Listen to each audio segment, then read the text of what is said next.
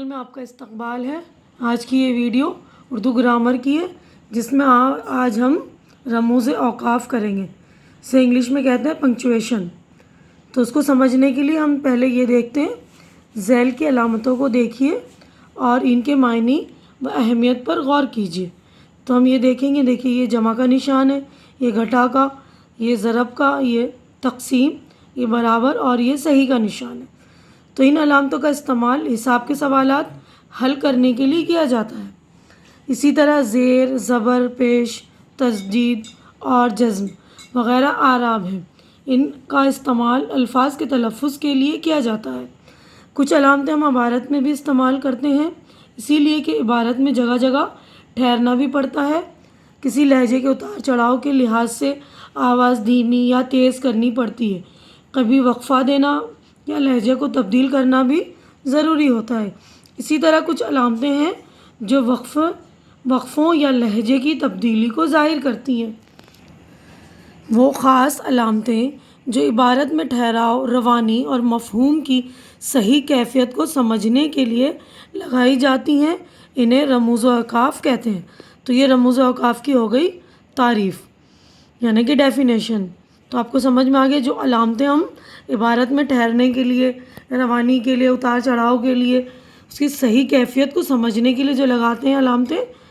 जब हम बोलते हैं तो हम अलामतों को साथ तो बोल नहीं सकते, लेकिन जब हम लिखते हैं तो उन अलामतों को हम लगा कर लिखते हैं, जिससे हमें मालूम पड़ जाता है कि यहाँ रुकना है, यहाँ हमें आवाज़ तेज़ करनी है, धीमे लहजे में बोलना है। तो उन्हीं अलामतों को हम रमूज़ औक़ाफ़ कहते हैं। तो यहाँ से यहाँ तक आपकी हो गई डेफिनेशन। अब नीचे दिए गए जुमलों को बावाज़े बुलंद पढ़िए। इन जुमलों में हम देखते हैं दोनों में क्या फ़र्क है। देखिए यहाँ लिखा है मेले में मर्द, औरतें, बच्चे और बूढ़े सभी मौजूद थे। अब यहाँ लिखा है मेले में मर्द, औरतें, बच्चे और बूढ़े सभी मौजूद थे। तो यहाँ मर्द के बाद कॉमा, तो हम रुकेंगे। औरतें, उसके बाद भी कॉमा है, उसके बाद लास्ट में डैश लगा हुआ है ना। अब देखिए अगला सेंटेंस हम देखेंगे, ज़बान ख़यालात के इज़हार का एक ज़रिया है।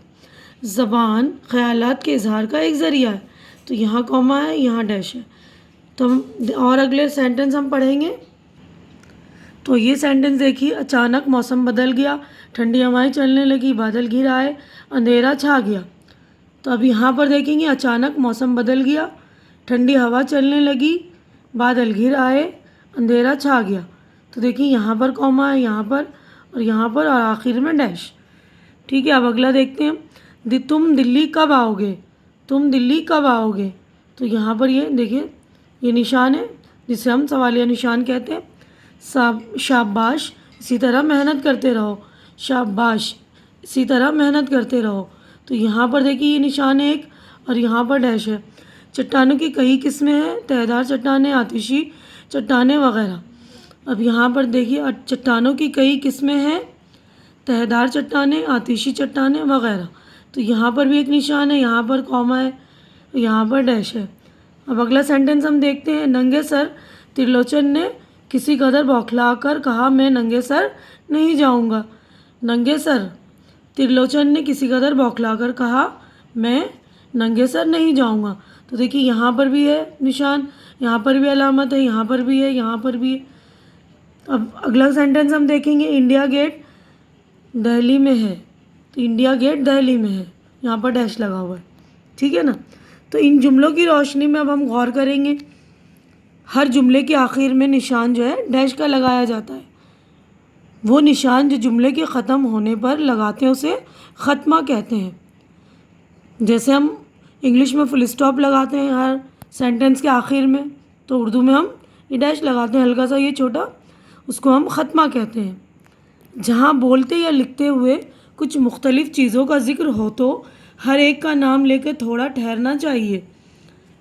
किसी एक लफ्ज़ या फ़िक्रे के बाद थोड़ा सा ठहरने के लिए जो अलामत इस्तेमाल की जाती है उसे सख्ता, उर्दू में कहेंगे सख्ता, और इंग्लिश में कॉमा, और ये वाली निशान है, कहते हैं। जहाँ ठहराव ज़रा ज़्यादा होता है, अब थोड़ा सा ज़्यादा ठहराव हो रहा, वहाँ सख्ते से ज़रा तवील ठहराव, वक्फ़ा, ये वाला निशान है जिसे सेमी कॉलन कहते हैं, कहलाता है। तो ये सारी तारीफ़ें यानी कि डेफिनेशंस हैं सारे अलग अलग अलामतों के। अब अगला हम देखेंगे, कोई बात कहकर इससे मुतालिक जब तफसील बयान करनी होती है तो देखेंगे हम कौन सा लगा रहे हैं अलामत हम। वो निशान जो किसी शख्स या बात की तफसील बयान करने से पहले लगाते हैं उसे राब्त कहते हैं। उसका निशान ये है और इसे इंग्लिश में कॉलन कहते हैं। जहाँ सवालिया लहजा होता है यानी सवाल पूछ रहे हैं हम, सवालिया लहजे के इजहार के लिए जुमले के आखिर में जो निशान लगाया जाता है उसे सवालिया निशान ये वाला कहते हैं। तो ये सवालिया निशान है और इंग्लिश में हम क्वेश्चन मार्क कहेंगे। जहाँ किसी बात या कौल को नकल किया जाता है, किसी की बात को इसी के अल्फाज में नकल करते हुए जो अलामत लगाई जाती है उसे वावेन ये वाला कहते हैं। इंग्लिश में से कहेंगे इन्वर्टेड कॉमास या कोटेशन मार्क। जहाँ फौरी हैरत, इस्तिजाब, खुशी या गम का लहजा हो, हुरूफ निशात, हुरूफ तासुफ या हुरूफ निदा या जोश व जज्बे को जिस निशान के ज़रिए ज़ाहिर किया जाता है उसे फ़िजाइया निशान कहते हैं। यह है निशान, देखिए फ़िजाइया निशान की अलामत यह है, इंग्लिश में कहेंगे एक्सक्लेमेशन मार्क। जहाँ किसी बात की इजाफ़ी या तौज़ीही शक्ल हो या दूसरी ज़बान का लफ्ज़ हो, किसी बात की इजाफ़ी शक्ल या दूसरी ज़बान में पेश करने के लिए इस बात को जिस अलामत के साथ लिखा जाता है उसे कौसैन कहते हैं, यानी कि ये ब्रैकेट, इसकी अलामत ये कौसैन की, ब्रैकेट्स की। अब हम अगला देखेंगे, अगर हम हमवार लहजे में आवाज़ के उतार चढ़ाव के बग़ैर मुसलसल बोलते जाएं तो सुनने वाला हमारी बात का मतलब कुछ का कुछ समझ सकता है। इसी तरह लिखते हुए भी हमें अपनी तहरीर में ठहराव और लहजों के मुताबिक अलामतें लगानी चाहिए। इन अलामतों को रमूज़ औकाफ पंक्चुएशन कहते हैं।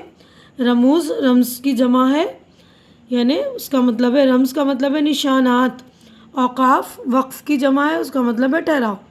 रमूज़ यानी निशानात, औकाफ यानी ठहराव, यानी ठहरने के निशानात या अलामत। अब हम अगला सेंटेंस देखेंगे। अब देखिए, झैल के खाके में इन रमूज़ का तारुफ पेश किया जाता है, यानी अलामात हैं, इनके नाम और ये इस्तेमाल किस तरह होते हैं जुमले में यहाँ पर लिखा है। तो मैं आपको बता रही हूँ, देखिए ये कॉमा, ये उर्दू में उसका नाम है सख्ता, सख्ते की अलामत है ये। और जुमले में मुख्तसर वक्फ़े के लिए, यानी हम कुछ देर के लिए ठहर जाएं तो ये कॉमा लगाते हैं। अब ये है सेमी कॉलन, ये वक्फ़ा सख्ते से किसी कदर तवील वक्फ़े के लिए, यानी सख्ता में थोड़ा ठहरते हैं लेकिन थोड़ा ज़्यादा ठहरेंगे तो ये वाली अलामत लगाएंगे हम जब लिखते हैं तो, और इसको कहते हैं ये वक्फ़ा। और उसके बाद है कॉलन, राब्ता, राबित, मुफस्सिल हम ख्याल मुख्तसर जुमलों को ऐसे ही जो दूसरे जुमले से जोड़ने के लिए, दूसरे जुमले को जोड़ते हैं तो ये कॉलन का निशान लगाते हैं, जिसे उर्दू में हम राब्ता कहते हैं, राब्ता। अब उसके बाद ये डैश लगता है उर्दू में, इंग्लिश में फुल स्टॉप लगाते हैं हम, इसको उर्दू में हम ख़त्मा बोलते हैं जुमले के ख़ात्मे पर, यानी जब कोई भी सेंटेंस ख़त्म हो जाता है तो हम फुल स्टॉप लगाते हैं इंग्लिश में, और उर्दू में हम इसी तरह छोटा सा डैश लगा लेते हैं जिसे ख़त्मा कहते हैं।